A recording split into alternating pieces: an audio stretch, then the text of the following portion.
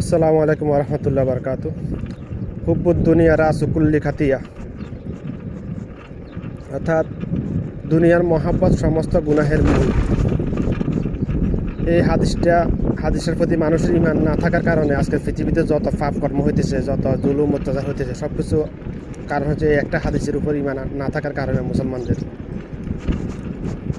যার কলবের ভিতর দুনিয়ার মহাব্বত, দুনিয়ার লোভ লালসা ঢুকে গেছে, সে যে কোনো পাপ কর্ম করতে তার কোনো দ্বিধা দিতে হবে না, একটু সে চিন্তা করবে না। আমাদের স্থায়ী ঠিকানা হচ্ছে আখিরাত, তার জান্নাত, আর দুনিয়া হচ্ছে অস্থায়ী ঠিকানা। যেরকম আমি একজন প্রবাসী, আমি প্রবাসে, আমার স্থায়ী ঠিকানা হচ্ছে বাংলাদেশ। যেমন আমি প্রবাসে এসেছি, বর্তমানে 9 বছর পার হয়ে গেছে আমার।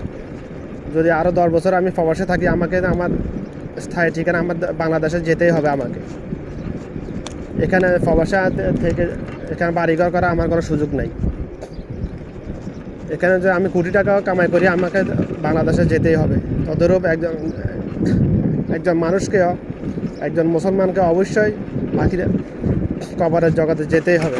দুনিয়াতে সে যত কিছু করুক না, যত বাড়ি গাড়ি করুক না, তাকে কবরের জগতে যেতেই হবে।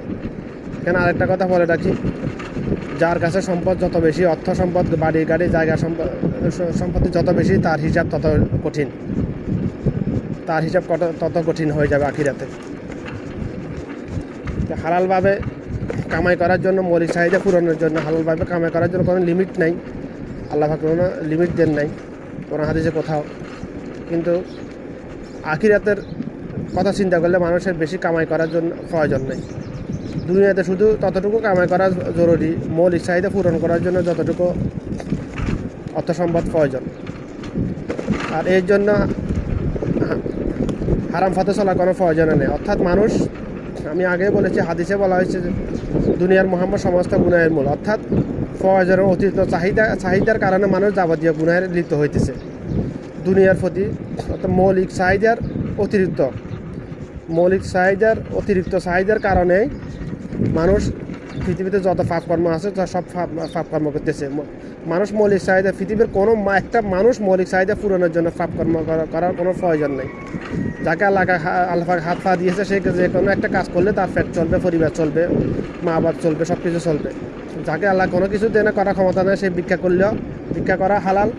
তবে আল্লাহ পাকের কাছে সবচেয়ে অপছন্দনীয় দুইটা কাজ হলো একটা হলো ভিক্ষা করা, আর একটা হলো তালাক। এই দুইটাই হালাল, তবে আল্লাহ পাকের কাছে সবচেয়ে অপছন্দনীয় কাজ এই দুইটা।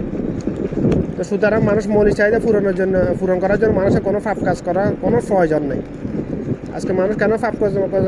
মানুষের কলবের ভিতরে আল্লাহ পাক দুনিয়ার শয়তান দুনিয়ার মহাব্বত ঢুকাই দিয়েছে। এই দুনিয়ার প্রতি অতিরিক্ত চাহিদা, লোভ লালসার কারণে, মৌলিক চাহিদা অতিরিক্ত লোভ লালসার মানুষ যাবতীয় পাপ কাজে লিপ্ত হইতেছে। এখনও সময় আছে ইনশাআল্লাহ। আজকে থেকে তওবা করে ইনশাআল্লাহ আমাদের সকল মুসলমানদেরকে আমাদের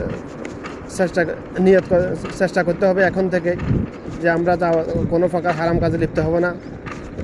কারণ ফ্যাটের মধ্যে যতক্ষণ পর্যন্ত হালাল খাবার ঢুকবে, ততক্ষণ পর্যন্ত তার সব কিছু হালাল, সব কিছু কবুল। ফ্যাটের মধ্যে যখন হারাম ঢুকে গেছে, তার কোনো কিছু আর কবুল হবে না। কোনো ইবাদত আল্লাহর দরবার আর কবুল হবে না। হয়তো ফরজটা আদা হয়ে যাবে, কিন্তু ইবাদত কবুল হবে না। সেই ইবাদতের বিনিময়ে আল্লাহর দরবারে পাবে না। এই জিনিসটা আমাদের অবশ্যই খেয়াল করতে